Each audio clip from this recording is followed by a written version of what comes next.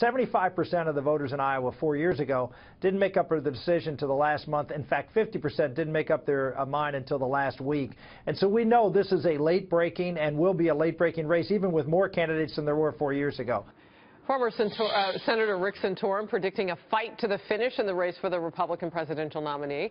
The Fox News political insiders are back. And I want to start with Twitter. CJ is saying to us, I support Dr. Ben Carson. Where is Dr. Ben Carson now? He's still running, but his campaign's in mayhem and turmoil. He just fired his campaign manager.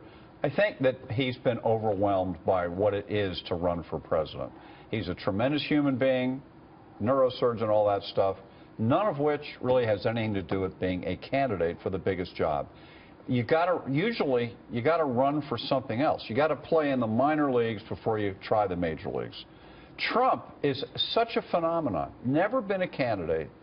He's outrunning everybody's campaign, has no advisors really, has nothing. Is this, though, from your experience, Doug, a case of new car smell for voters? I mean, I talked to people over the holiday, and, you know, they love the fact that they don't know what Donald Trump will do, and they think the nation needs some of that. You heard our own president say, we need somebody with new car smell. Well, yes, it's new car smell, but also ideas. People stand with Trump, certainly in the Republican primary, for a tough stance on immigration. They stand with Trump against corruption and for a fresh face. And going back to what Pat was saying, I think really the way to promote change in the Republican primary is ideas. And really, I think whether it be Trump or Cruz, it's going to be a test of ideas in the final month of Iowa. And John is right. Ben Carson basically had the new car smell for about a week or so, but he was proven to be, candidly, something of a lemon. Let's understand, the phenomena this year have been two, or last year, now we're in the new year. Trump, by overwhelmingly so, because he changed a lot of attitudes about him as he went along in the Republic, unheralded and unprecedented for the many months he's been ahead. Carson got to the point of being even with him, and he is kind of a similar, but if you will, the other face of this, the other side of the coin. Nice, calm, whatever, but not seen as able up to the job. But the phenomenon of the willingness of people to want him, because they're so tired of the ordinary bullcrap of politicians, is something remarkable, and that remains, and that is Trump's key left in this race. Well, and it's what you guys have been talking about for a couple of years now. I want to press in, though, with this big ideas, this message. It's the time, it's the moment, as you guys are putting it. Where do you start? Where should a candidate begin? What should be their encompassing big idea? Well, the number one big idea is both these guys use the word tonight. Let me use it slightly differently. They use the word corruption.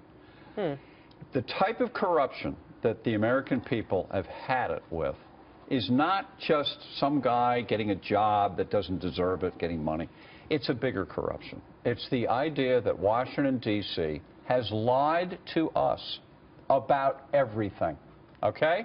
They lie about how bad the budget is. It's worse than we know. The VA.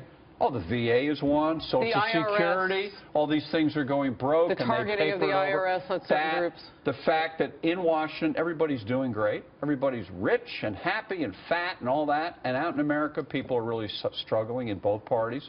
Pat, wouldn't you agree? This is the corruption? How bad the hackings have been. I mean, I'm just kind of replaying this in my mind. I mean, you make a beautiful point because that was 2015, so much of it. Yes, the hackings, letting the Chinese off, running around crazy. Trump is the only one who takes that on, really, with the Chinese. You have the same thing about an incompetent government that seems to be collapsing in front of our eyes. But it was so corrupt. The cronyism.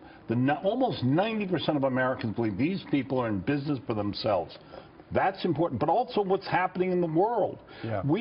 This is a country facing decline, and that's why saying "Make America Great" resonates. But what none of the other candidates have done has been willing to stand up, particularly these establishment candidates, and admit the truth. We are on a desperate edge, and the country knows it, and they're very worried. So, Doug, why does Hillary Clinton then, because she has to see these same facts, then play the woman card? I mean, we saw that in our coverage earlier. Sure. Two reasons. First, it is an argument that helps rally in the Democratic primary a constituency that's 57–58% of the vote. And second, she has to avoid taking on what Pat and John are speaking about, which are the failures of the Obama administration, because she needs the president, she needs his political base, and she needs to rally his constituency. And for them, women's issues, so-called, are central organizing principles. You know, Harris, the thing about Hillary is you have a dichotomy. She tries to make the argument that she's the real outsider by being a woman. Is that possible? By being a woman. That women have been on the outside in our society. But the one woman who's not an outsider is Hillary Clinton. She's the consummate insider, partner with Bill in a corrupt enterprise. This Clinton Foundation thing is a coming piggy back. bank. Believe me, this is so bad. It is not a surprise, although it's not mentioned, that Bernie Sanders, the socialist, runs better than she does against all the Republicans? Against all the Way Republicans. bigger. Because you know what? At least he's authentic. Right. And authenticity matters. He's clean. And he's, you know, he doesn't seem to know. All right, well, where 50. we started was hearing Rick Santorum say it's still early. I'm paraphrasing him. And Lily on Twitter says, don't underestimate Rick Santorum. His ground game is strong.